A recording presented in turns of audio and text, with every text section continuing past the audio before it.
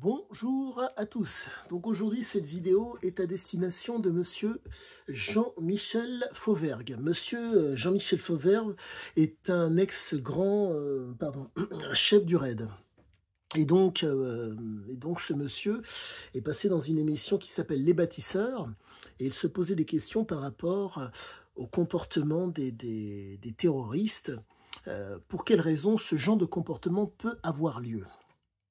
Il s'avère que ne vous focalisez pas sur le fait terroriste.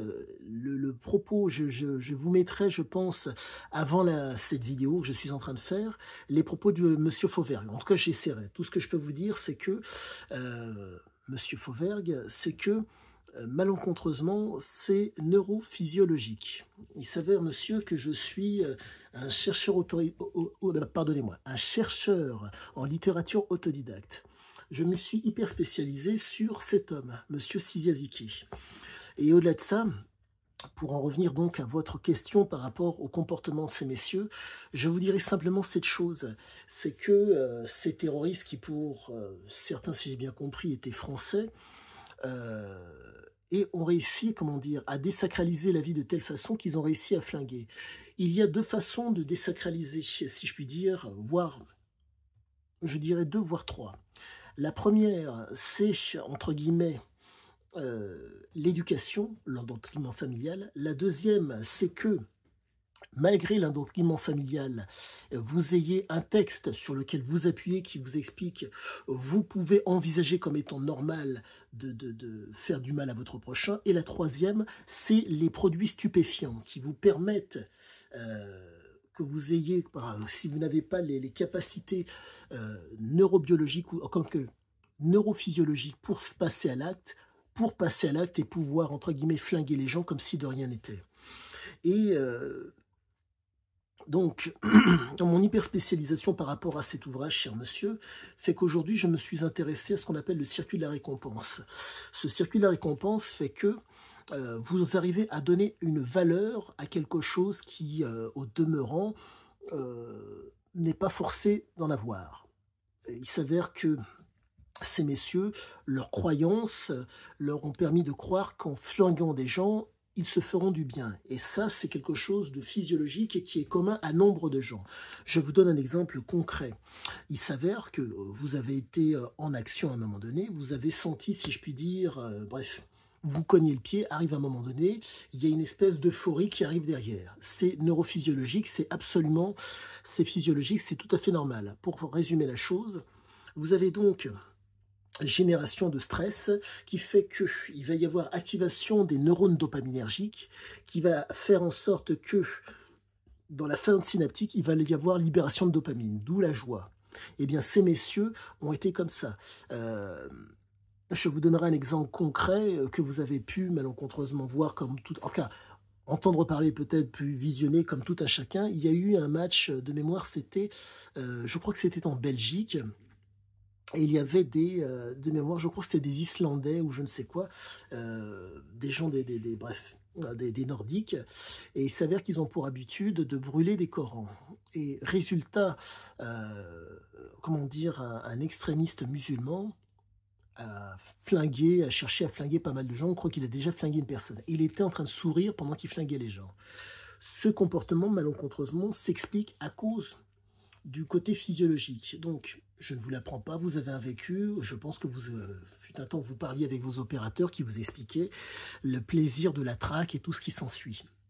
Eh bien, il faut intégrer cette chose-là, je ne dirais pas comme parole d'évangile, mais comme un élément qui va vous permettre de comprendre pour quelles raisons ces hommes, entre guillemets, trouvent normal de faire cela. Il faut se référer, vous avez, je pense, la culture suffisante pour, à nos ancêtres, à la fameuse qu'on appelle la réminiscence mammalienne.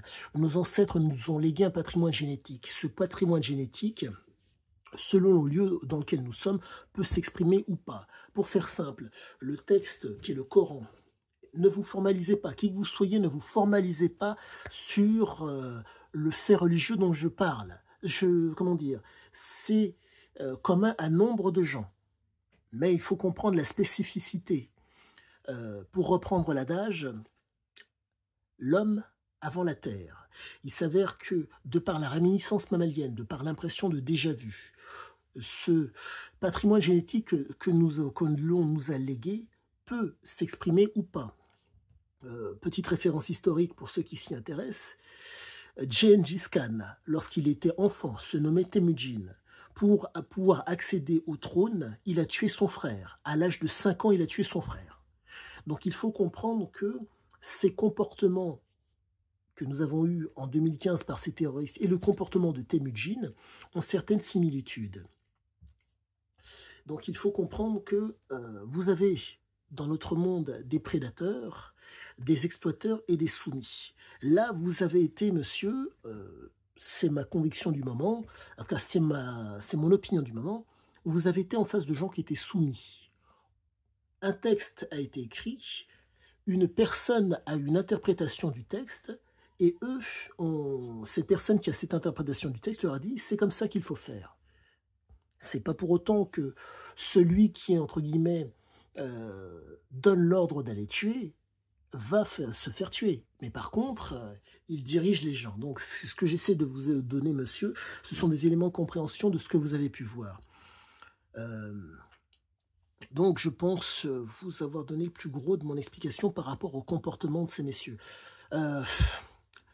Cher monsieur,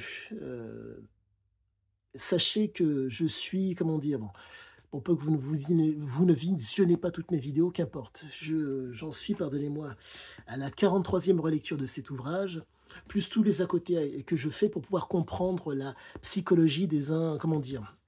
Je suis allé dans des, pardonnez-moi, dans des centres d'addictologie, j'ai participé à une seule réunion d'addicts, et que vous dire d'autre?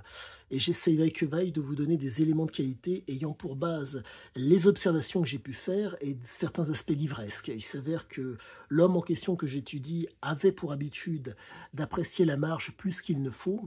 Et ça me permet d'être, je ne dirais pas catégorique, mais de vous donner des éléments, j'ai l'intime conviction, qui sont qualitatifs et qui vous permettront, si je puis dire, de passer le pas. De pouvoir, entre guillemets, faire face à l'adversité ou à ces choses qui vous font, comment dire, qui vous font face. Et pardonnez-moi, je voudrais juste clôturer sur les fameux prédateurs, exploiteurs et soumis. Chose à savoir, je ne vous l'apprends, je ne pense toujours pas, le prédateur veut dominer, avoir le pouvoir et le privilège. L'exploiteur, si je puis dire, commande et, pardonnez-moi, et dirige. En tout cas, il est en mesure de prendre et de donner. Il ne reçoit pas. Il est obligé d'aller chercher ce qu'il faut. Quant à celui qui est exploité, il est soumis, entre guillemets, à sa nature. Il est soumis, entre guillemets, aux desiderata parfois de l'exploiteur et parfois du prédateur. Donc, ces trois, pardonnez-moi, ces trois profils font que vous en avez un qui contrôle, un qui commande et l'autre qui est soumis. Donc, il faut comprendre que les neuroplasticités humaines sont complètement différentes. Là, par exemple, je ne vous l'apprends toujours pas, dans nos établissements scolaires, en tout cas, en Belgique, par exemple, certains veulent maintenant faire en sorte que la croyance prenne le pas sur le raisonnement. Je ne vous donne que mon point de vue, je ne lance la pierre à personne, je dis simplement que c'est une hérésie et une idiotie. Et la raison en est très simple. Un enfant en bas âge a un cerveau qui est malléable. La problématique du cerveau malléable, c'est que s'il est malléable dans un sens, il peut être malléable dans l'autre sens, qui n'est pas un problème. Mais la problématique, c'est que vous ne connaissez pas la neuroplasticité de l'enfant qui vous fait face. Pour résumer la chose, l'école publique, l'école privée, qui font que vous avez une école malheureusement qui va être pour les nuls et une école qui va être pour les bons. Ce qui fait que, dans le cas de ces massacres que vous avez pu observer, ces jeunes gens, à un moment de leur vie, ont eu ce qu'on appelle un débalancement hormonal, ce qui fait que, ou ce qu'on pourrait appeler une dépression. Et pour, entre guillemets, être stimulé ou hyperstimulé, donc pour sortir de la dépression, des éléments leur ont été donnés. Ces éléments leur ont permis de sortir de l'état dépressif et ils se sont sentis mieux. Mieux par, entre guillemets, si je puis dire, le bien ou mieux par le mal. Vous avez la parole qui, entre guillemets, a permis d'être libératrice et qui a permis de se sentir bien. Et les gens qui leur faisaient face ont été, ce n'est que mon opinion, ont été dans une perspective manipulatrice. Ce qui fait que leur parole, comment dire, était faite pour les diriger vers l'action. Mais cela n'est possible qu'avec une certaine catégorie de personnes. J'en reviens à la fameuse neuroplasticité. La neuroplasticité d'un soumis, d'un exploiteur et d'un prédateur n'est pas la même. Pour que mes propos soient d'autant plus criants de vérité, car vous avez un vécu qui vous permet de, je pense, corroborer ou d'affirmer mes propos. Le prédateur, entre guillemets, est en mesure de décréter des choses. L'exploiteur ne va pas décréter à la réalité qu'elle se plie à son desiderata. Il va devoir trouver des moyens pour faire en sorte que que son desiderata puisse, entre guillemets, s'imbriquer dans la réalité. Et le soumis, entre guillemets, subit la situation. Donc, en un mot, exemple que j'aime à donner, qui m'était arrivé lorsque j'étais caissier avec une enfant. L'enfant passe à ma caisse, une dizaine d'années, et elle me dit « Je ne crois plus en la petite souris ». Neuroplasticité d'enfant, de la petite souris, auquel elle ne croit plus. Elle ne croit plus peut-être au Père Noël. Du Père Noël, à un moment donné, quand elle sera plus grande, peut-être qu'elle ne croira plus au Prince Charmant. Du Prince Charmant, elle émettra des doutes peut-être sur la parole du politique et peut-être sur la croyance qu'il y a un Dieu. Ce qui fait que vous avez des neuroplasticités qui sont propices à la croyance, à l'interprétation de la réalité. Pour d'autant plus accentuer mon propos, interprétation par la logique, interprétation par un raisonnement, interprétation par la réflexion. Qu'est-ce que cela? Qu'est-ce que c'est? Donc, voilà ce qu'il en est. L'interprétation logique, un présupposé et un préjugé, qui vous permettent, sans pour autant être dans le raisonnement, vous dire que c'est comme ça et c'est pas autrement, qui sont le fait, si je puis dire, d'une culture ou d'une éducation. C'est comme ça, c'est pas autrement. Il n'y a pas besoin de raisonner puisque c'est comme ça et c'est pas autrement. Donc, le jugement se fait. Le jugement est logique. Maintenant, vous avez celui ou celle qui est en mesure de raisonner, comprendre, apprendre, connaître et savoir des éléments qui ne sont pas exhaustifs. Cette personne a ces éléments en main. Elle est en mesure de les percevoir, voire de les apercevoir. Et à partir de là, elle est en mesure d'être dans le commandement par rapport à ces éléments qui vont faire la différence pour elle. Et vous avez ceux qui réfléchissent. Ceux qui réfléchissent sont en mesure, ils sont en mesure de chapeauter l'ensemble. Certains vont décréter, d'autres vont être dans l'action. Je vais vous donner un exemple concret. Nous avons l'outil que nous utilisons est le fait d'un Français, entre autres. L'homme s'appelle Louis Pouzin.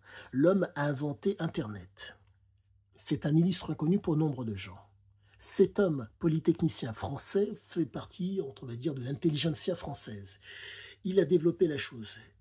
Les autres, si je puis dire, personnes censées, enfin, les autres polytechniciens qui étaient en mesure de réfléchir ne l'ont pas suivi.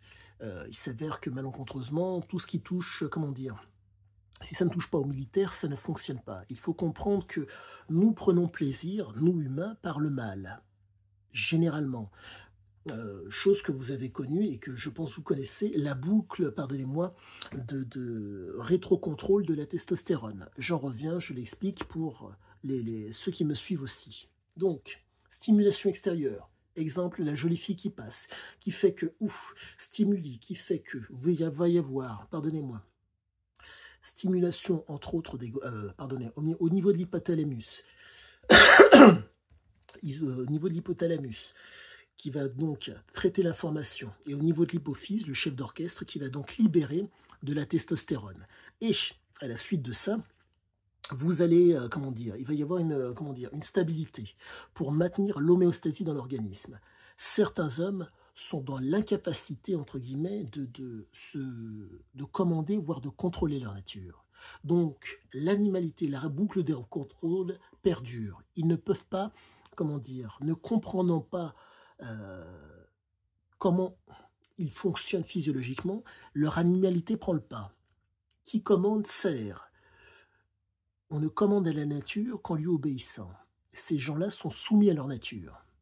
Et donc, cette boucle de rétrocontrôle, dans le cas des gens qui sont soumis, fait qu'ils sont soumis. Il faut malencontreusement pour ces messieurs et ces dames, être dans une perspective de contrôle.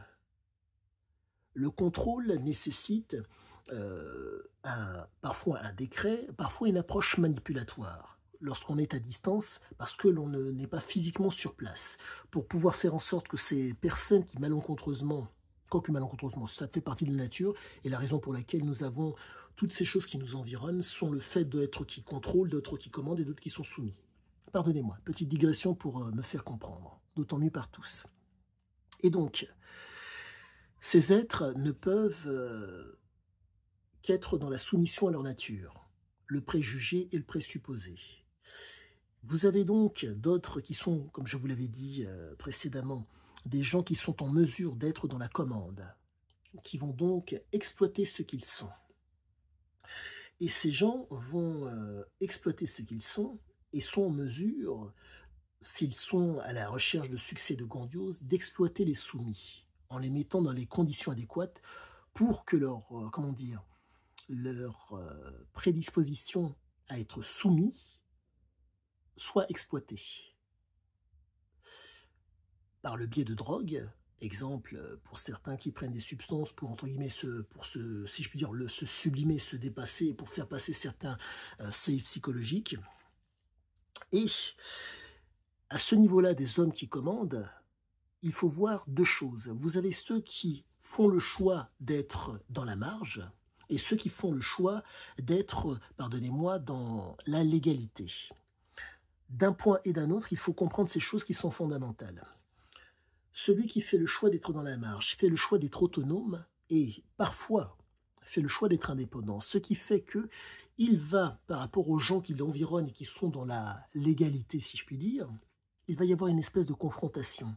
Cette espèce de confrontation fait que ce pouvoir, comment dire, cette capacité à exploiter le soumis, fait qu'il va pouvoir peut-être se retrouver avec un espèce de pouvoir et une espèce de compétence qui va être en opposition par rapport au prédateur, qui ne fait que, pardonnez-moi, dominer.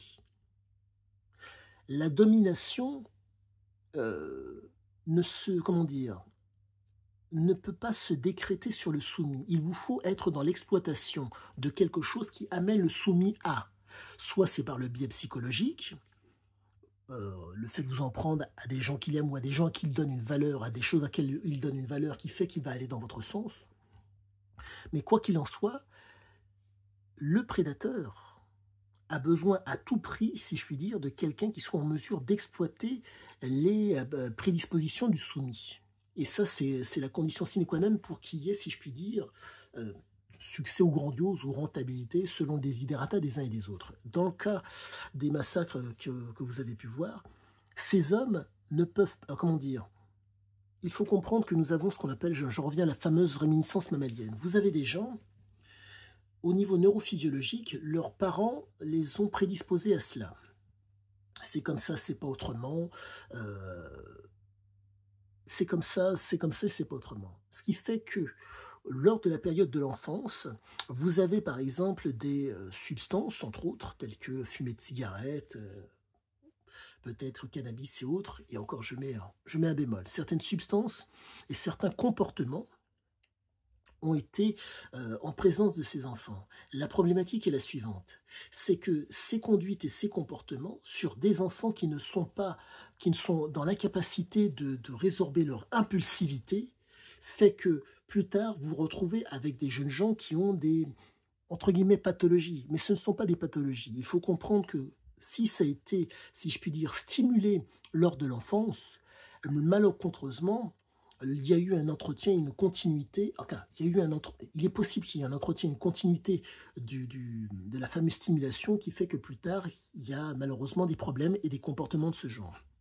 Donc il faut comprendre que la maturité, je ne vous la prends toujours pas pour un homme, généralement c'est aux alentours de 20 ans. La problématique, c'est que lorsqu'ils sont en présence de gens qui leur tiennent des propos et surtout que personne ne se formalise sur la croyance islamiste, ou le paradis, l'enfer, le ceci, le cela, ça crée une imprégnation mentale.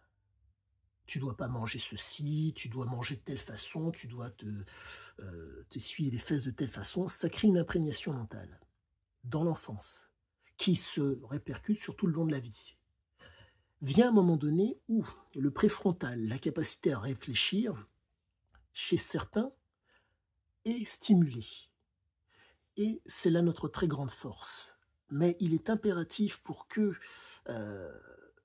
ce genre de situation que malheureusement vous avez vécu ne se reproduise pas, il est impératif que les prédateurs, qui ont donc accès, si je puis dire, à quasiment tout ce qu'il y a de meilleur dans notre pays et dans notre monde, fassent, je ne vous donne que mon point de vue, une demi-journée par semaine de travail dit pénible, pour qu'ils se rendent compte que leur environnement, dont ils sont bénéficiaires et dont ils ont, entre guillemets, participé pour certains au bien-être ou au mal-être, ils peuvent influer dessus.